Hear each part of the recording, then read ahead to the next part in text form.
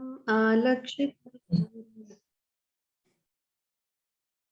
सम्प्राप्तः कुरु जाङ्गलान् सम्प्राप्तः कुरु जाङ्गलान् उन्मत्तमुखजडवान् उन्मत्तमुखजडवत् विचरन् गजसावये. विचरन् गजसावये. How was he, Srila Shukdev, the son of Vyas, recognized by the citizens when he entered the city of Hastinapur, now Delhi, after wandering in the provinces of Kuru and Jangala, appearing like a madman, dumb and retarded? So this, the questions are asked by Shaunaka Rishi to Suta Goswami. Yeah. I'm keeping my video off because otherwise, I think it's going to hang again. That's why. I'll try after some time if my internet is better. So what they're talking about is earlier the city of Hastinapur was called Hastinapur because it was established by King Hasti.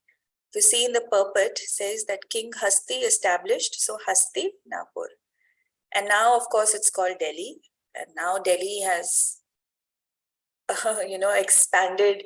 And now Noida is also called Delhi. Now Gurugram is also called Delhi. So it's all become synonyms. And I was reading another purport of Srila Prabhupada, which says that glorious are those who live in the land of Vrindavan and Gurugram. So, which means that you all are already liberated. So all those people who are living in Gurugram, you all are surely glorious. It's as good as living in Vrindavan. So I'm kind of jealous. I think I should move to Gurugram. Yes, Mataji. What are you saying? Yes, you're not even in Gurugram. You just visit. No. But Mataji, I'm going to come back again very soon. Very soon I will be back. Yeah. Okay. Then pray for me that like you, even I go back very soon. Yes. So Shukadev Goswami, after leaving his paternal home, I'm reading the purport. So what is his paternal home? What are we talking about here? Paternal means father's home. So Shukadev Goswami, after leaving his paternal home, what does Srila Prabhupada meaning here? जब उन्होंने अपने व्यासदेव जी का अपने father का घर जब छोड़ा ऐसे हाँ, तो कब छोड़ा, कैसे छोड़ा? You remember? Yes, Mataji. At the time of birth only, at the age of 16, he took a birth. हाँ. And immediately, as soon as he come out of womb, वैसे ही उन्होंने भागना शुरू किया. हाँ, but क्यों? Because he don't want to get entangled into Maya. And he did not need any purification ceremonies also. जैसे what are the purification ceremonies? एक तो जात कर्म होता है, cutting the umbilical cord, फिर नामकरण होता है, फिर चूड़ाकरण होता है, so many things, and then फिर उपनयन होता है. Then you have to go and learn the Vedas. He didn't need any of it because he was born an exalted person, right? And if you remember, when he ran away, where did he go?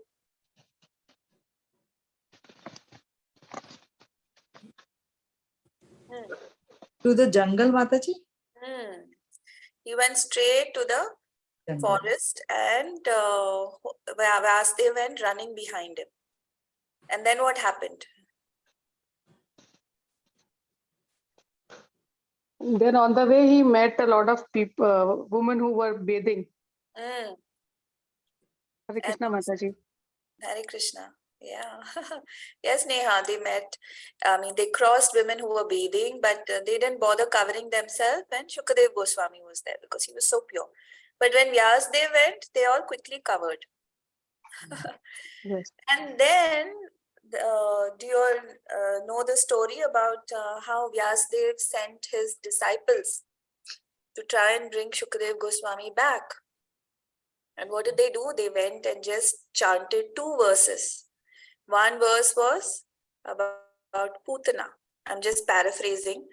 saying that verse says that Lord is so glorious that Putana, who came to feed him poison, was awarded the place of a mother in the spiritual world. So merciful. And hearing that, Shukadev Goswami said, oh, I want to hear more. And then he said, no, you come back, then Vyasadeva will give you more. So that was to entice him to come back.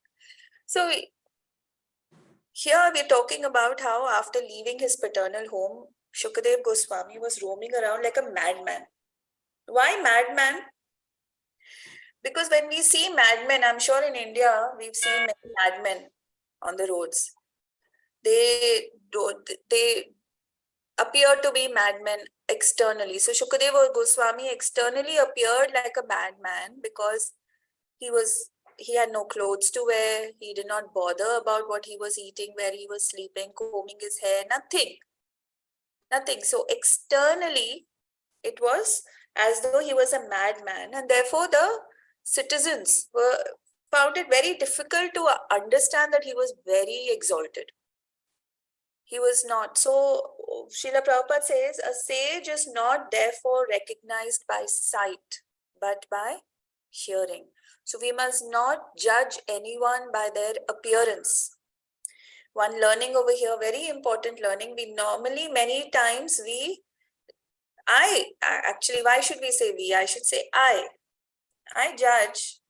I probably used to judge because I was not exposed to Bhagavatam and the learnings from the acharyas. Of course, parents also keep telling us don't judge someone by their appearance. But sometimes you're attracted to people who are dressed well. Appearance, many times they say that you're half the battle won if your appearance is good, especially when you go for interviews. If you have gone for interviews and all, half the battle is won because of your appearance. So, but a sage should not be recognized by sight.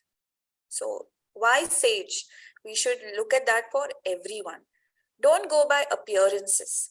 Don't go by appearances. Not only mean what they are, how they look, whether they are beautiful. Of course, that also what they are wearing, but also what they are speaking. Lot of sadhus nowadays speak very nicely. Lot of sadhus dress up also very nicely. No harm in that. But what are they speaking? Are they speaking Krishna Katha or are they just speaking anything? Are they speaking Shastra or are they just speaking something concocted? Are they connecting you to Krishna or let's say God? Are they giving you any kind of God consciousness? God means Krishna or not? So therefore, you must be very careful. If one is not prepared to hear the words of the sadhu, there is no profit. So you go to a sadhu to hear his words, not to give your darshan. He said, oh, I went in front of the sadhu. So many times we go in front of swamis. Why? Because we want them to see us. Oh, you're here. No, we should not have that consciousness. We must go to hear the sadhu.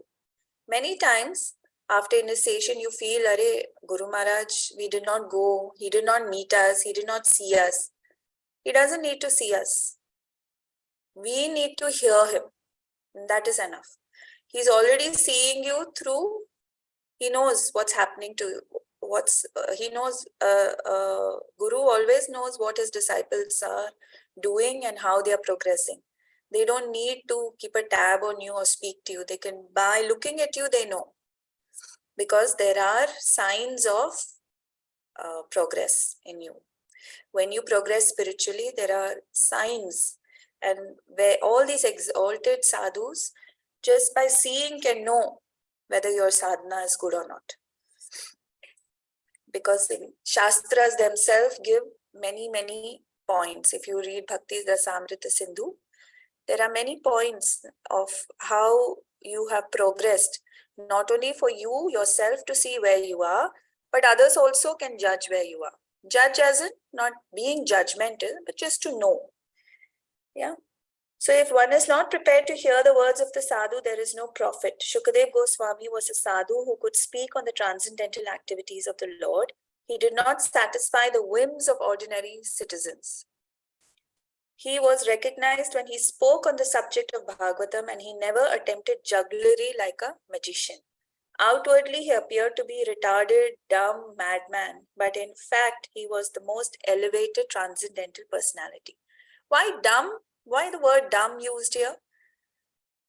Because he would speak only when he needed to speak about the Lord. Otherwise, he would not have any conversation. For us also, when the first verse of NOI, Vacho Vegam, Manasa Krodha Vegam. What is Vacho Vegam? There also in the purpose Srila Prabhupada has written, and Rupa Goswami also says that we should control our urge to speak by only speaking about the Lord, chanting his glories, chanting his names. Anything else is unnecessary. Yeah. The second verse talks about prajalpa, gossip, one of the 6 things which spoils your bhakti. So that also comes with vacho vegam. If you control your tongue, here I'm talking about speaking. So outwardly he appeared retarded and dumb because he would not talk anything material. So if you don't know, nowadays also people say, I know a lot of elderly, some people who are elder to me, some aunties say, you should be well versed what's happening in the world news, because I don't read newspapers. I don't need to, because whatever important news is there automatically comes. If there is an earthquake somewhere, I come to know. I don't need to read the newspaper. And Srila Prabhupada also said, there is important news, you will know, because it will come to you. People will talk about it. You don't need to read the newspaper. So that auntie used to tell me, you don't read newspaper, but Supriya, you need to know what's happening around the world. Well, I don't need to, because I don't need to have discussions. So therefore, sometimes devotees appear retarded, but we are not. So it doesn't matter. So he also appeared outwardly retarded and dumb because he would not talk about anything material. But that is a sign of an elevated transcendental personality. And there's no one other than Shukadev Goswami. Let's go to the next. Who's controlling? Yeah. Katham va pandaveyasya.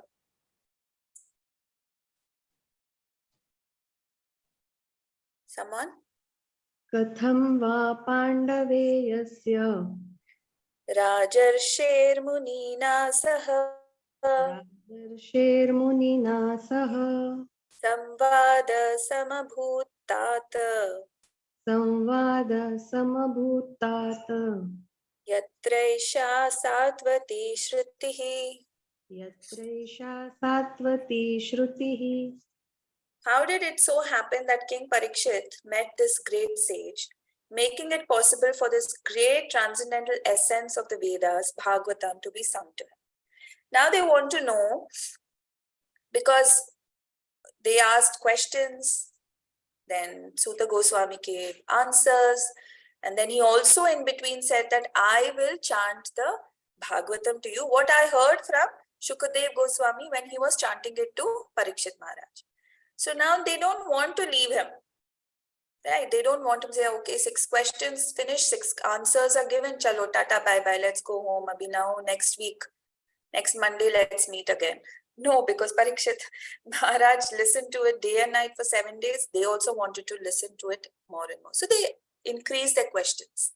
Now again, questions have started that, how did it happen that Parikshit met the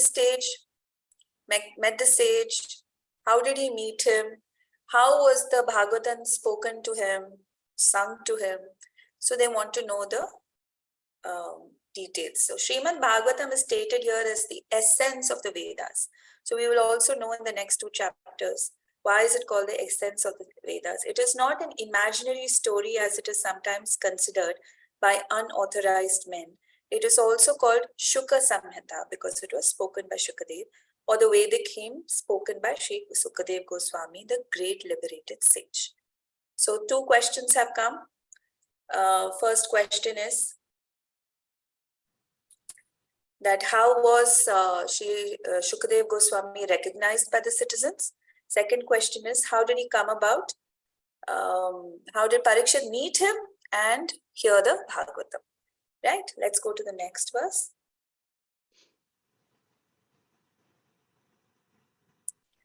Sago dohana matram hi. Sago dohan matram hi.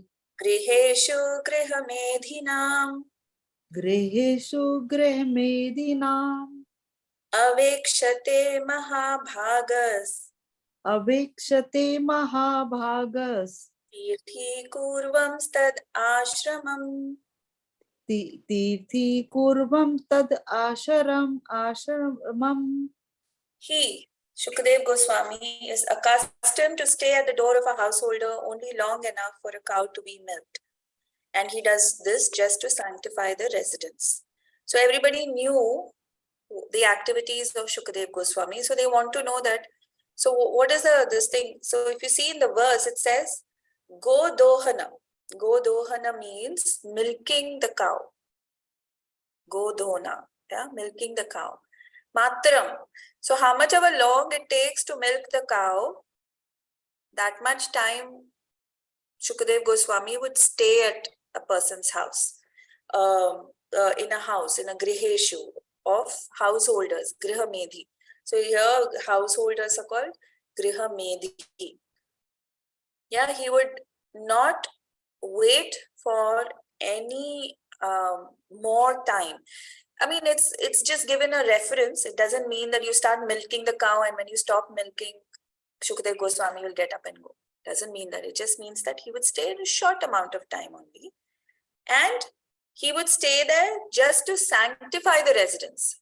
So a sadhu, when he comes home, he doesn't come so that he wants to experience the luxury of your home, your fine cutlery, the silver you're going to give him, or the great chappan bhog you made for him. No sadhu cares. Sadhu is coming to sanctify your residence. Why sanctify? Because we are all grihamedis, right? We are involved in material or sense gratification to some extent. Correct? Even though we are all devotees, we still haven't been completely cleansed. We still have some sense gratification. So when he comes to your home, he reminds you of Krishna and he gives you lessons, so he gives you instructions on how to become more Krishna conscious. So he comes to sanctify your home, to bless you.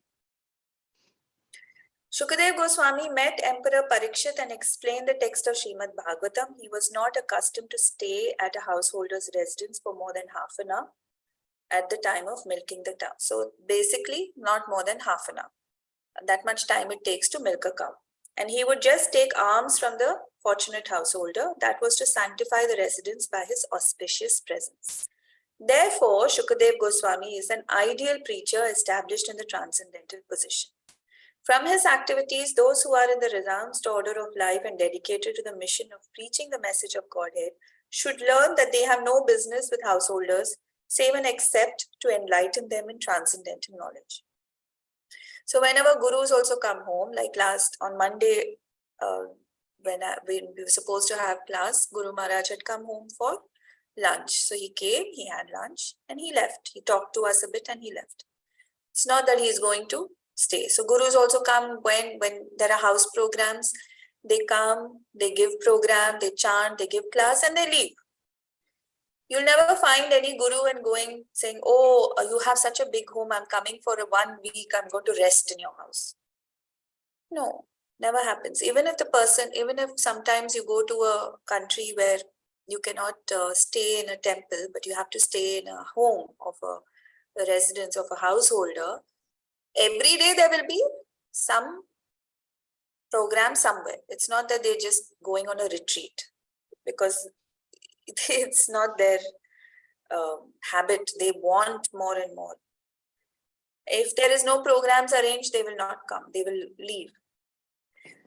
Right. So for one who is in the renounced order of life, this is much more dangerous than drinking poison and committing suicide. So therefore, this is for sadhus, that be alert.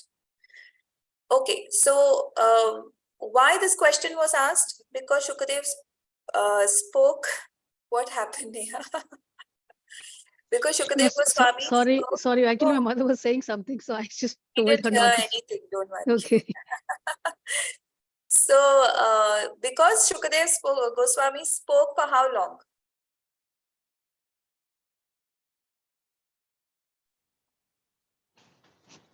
Seven days. 7 days, Yeah, Mataji. 7 days. 7 days and 7 nights. There was no sleeping also. Nobody slept, nobody ate, everybody was fasting. 7 days and 7 nights. So the question was that Shukadev Goswami, who normally only stays for half an hour, how did he stay for 7 days and 7 nights and chant the Bhagavatam to Parikshit? So this is actually a statement. And let's see next. Next verse. I'll just chant it myself, yeah, because I think we're short on time. Okay. Abhimanyu sutam suta prahur bhagavatotamam tasya janma mahascharyam karmani cha grihininaha. It is said that Maharaj Parikshit, here it's called Abhimanyu Sutta. Maharaj Parikshit is called Abhimanyu Sutta. Yeah. It is said that Maharaj Parikshit is a great first-class devotee of the Lord. So therefore, Bhagavata Uttamam. So we are reminded of Abhimanyu. Abhimanyu was also the first-class devotee, who was the son of the first-class devotee, Arjun.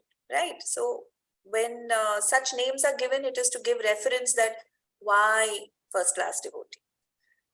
And that his birth and activities are all wonderful. Please tell us about him. So now they are asking, please tell us about Parikshit Maharaj, because we know that he's great. So we know the story of Maharaj Parikshit.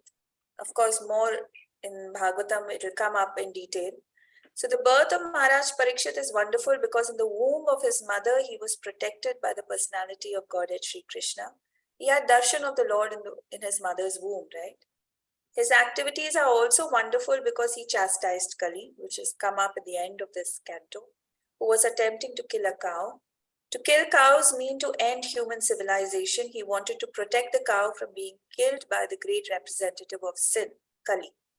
His death is also wonderful because he got previous notice of his death.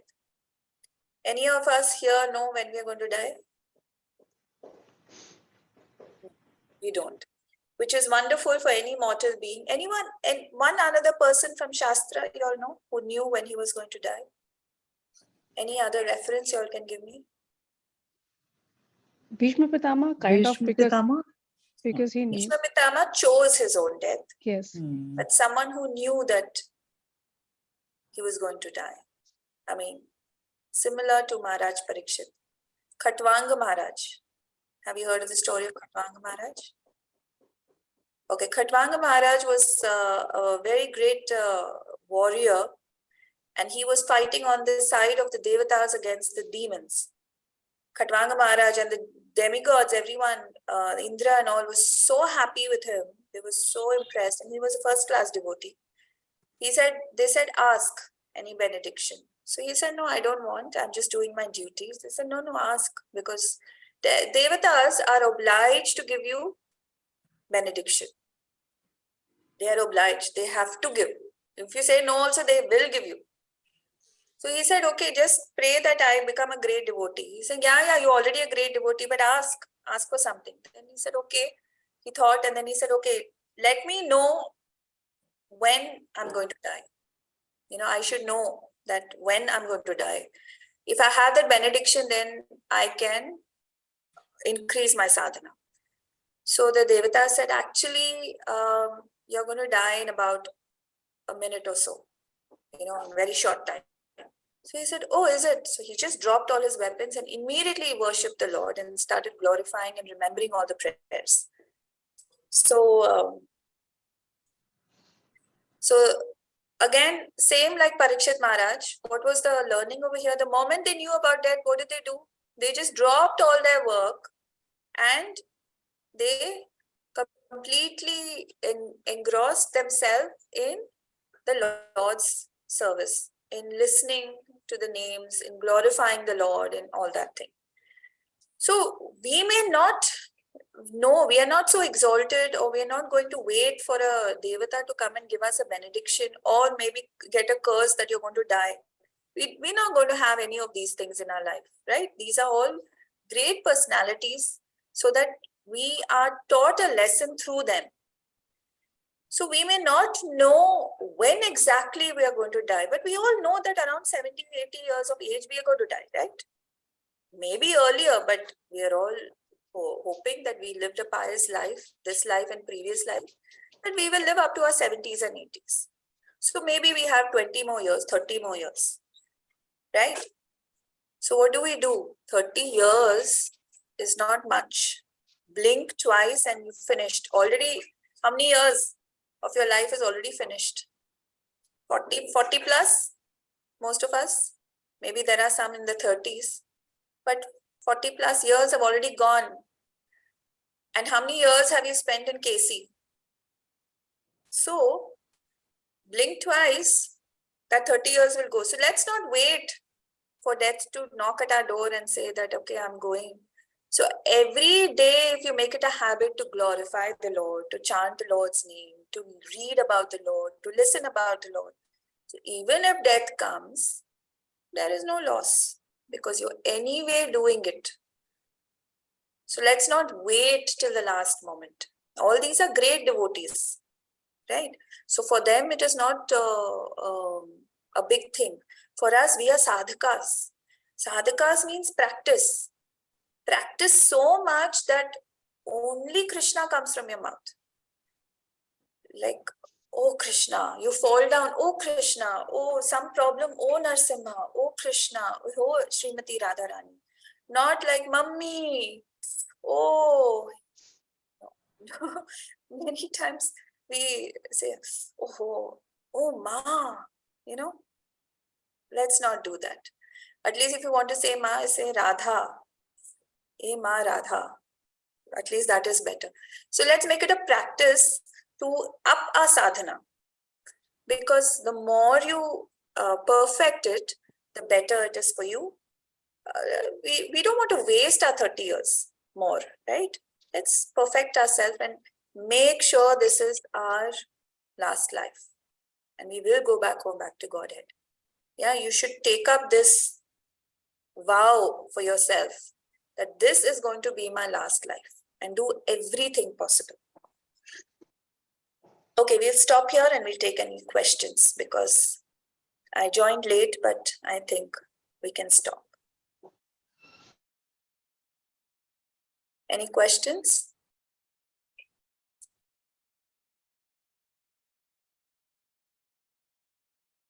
Hare Krishna Mataji. Yeah, Dandavat, you can put this down here, Mangani. Yeah. So that I can see you. There you are. Yes, Mataji, that's what Khatwang Maharaj, the story, we heard it earlier also. But immediately when you ask, do you know who is the next person who knows the death? Like Parikshit. So, wo immediate recall nahi ho pata, Mataji. Yeah, I know. When you hear such things, na, 2-3 baar, then you'll remember. So these are few examples you must keep in mind. So like for example, Parikshit Maharaj, Khatwanga Maharaj were all told in advance. And what did they do? They immediately heard the Bhagavatam. They were only hearing the glories, the names, the pastimes of the Lord. Then when you're asked an example of Vaishnava Aparadh, then you should immediately remember Indra, who did Aparadh against Brihaspati. Then you must immediately think of what else? Daksha Prajapati, who did Vaishnava Aparadh by ignoring or offending Lord Shiva. So these are examples you must immediately, if someone asks you what is Vaishnava Aparadh, then another example is from Chaitanya Charitamrita. So there is a small story about Rupa Goswami, who apparently did not do Vaishnava Aparadh, but the Vaishnav took it as an Aparadh and he lost his vision. So then he went and asked for forgiveness. And so much Vaishnava Aparadh against Haridas Thakur. So all these things you must immediately remember. So these are few examples, like you must always keep at the top of your mind. Someone asks you, you should say, okay, this is your example. Mataji, I also have a question. So I was listening to the 4th chapter. I was listening to some other speaker, and I was just trying to catch up because I've lost a lot. So like in the 1st chapter, on the 2nd chapter, they ask 6 questions. Here they say that in 4 chapters we come across 3 questions. So is it correct, Mataji? I just wanted to confirm. So first question is that what is the history of the Bhagavatam? Second is please tell us about the speaker, and third is please tell us about the listeners. So are these only 3 questions covered in this 4 chapters, or are they more, or is my understanding, I did not understand it well? No, it is not more than these. More questions will come up as we go.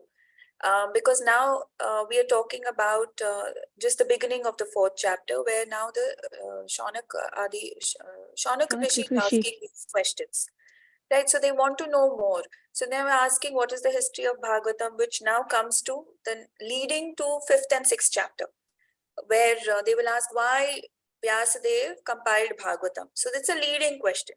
Then along with that, they want to know Shukadev Goswami, tell us how he spoke the Bhagavatam, and then Parikshit Maharaj tell us about him. Now, these are the 3 main questions, but then more questions will come up as we go. All right. So we'll have more sub questions to that. There will be sub questions, absolutely, okay. Because then they will ask, once we start about Bhagavatam, then we'll go to how Narad Muni gave instruction. Then they'll ask, okay, what is the background of Then they will ask him how he got it, and Narad Muni will tell his life story. The question and answers will keep on going.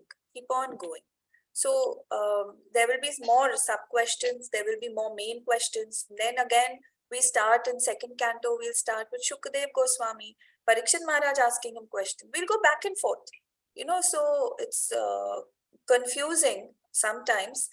But if you take it as, if you're going to study Bhagavatam as just questions and answers, then it's going to be really confusing. Because then you'll forget who asked the question only. Because within a question and an answer, there will be a sub-question and answer. And then suddenly the speaker changes. So you'll keep going back and forth. Like suddenly there'll be Sutta Uvacha, then there'll be Shukadev Uvacha, then there'll be Vidur Uvacha, then Maitreya Muni. So don't look at just question and answers, who's asking what questions, but try to understand. So the 6 main questions are important. These questions are also important because they are asking why.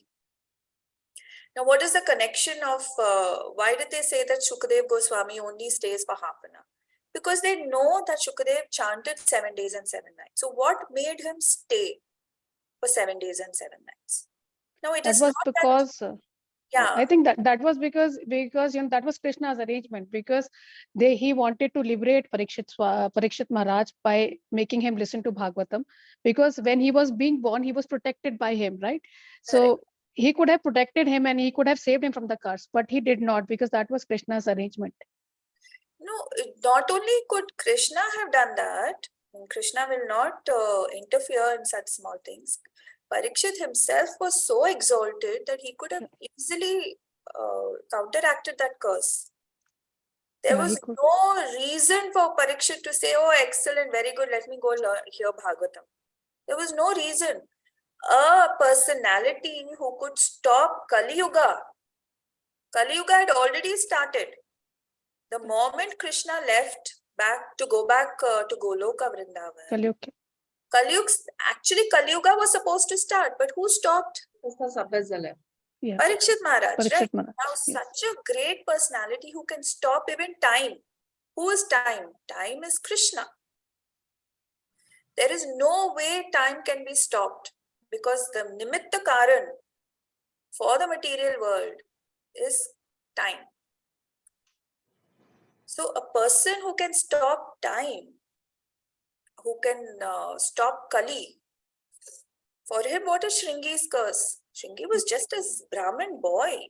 He was not even a devotee. He was a Brahmin boy. You know, so Kali Yuga started from this curse, actually. So he could have easily, but what did he do? He understood that, okay, this is the Lord's hand, and this is the key that it's time for me to move on, because if I am there, then Kali Yuga won't start. So this is a hint or a message from Lord Krishna ki bas karo Parikshit, aa jao, come back, enough. He understood that. So we also should understand that whenever we have distress in our life, it is the Lord's arrangement to bring you closer to him.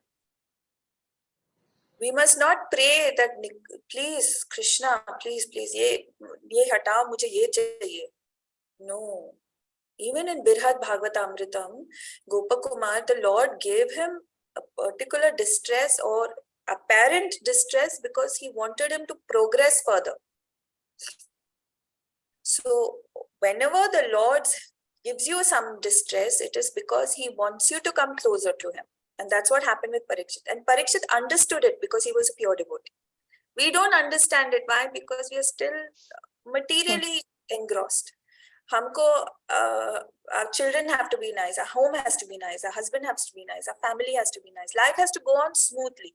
One speed breaker comes and we think it's a mountain. It's just a tiny speed breaker.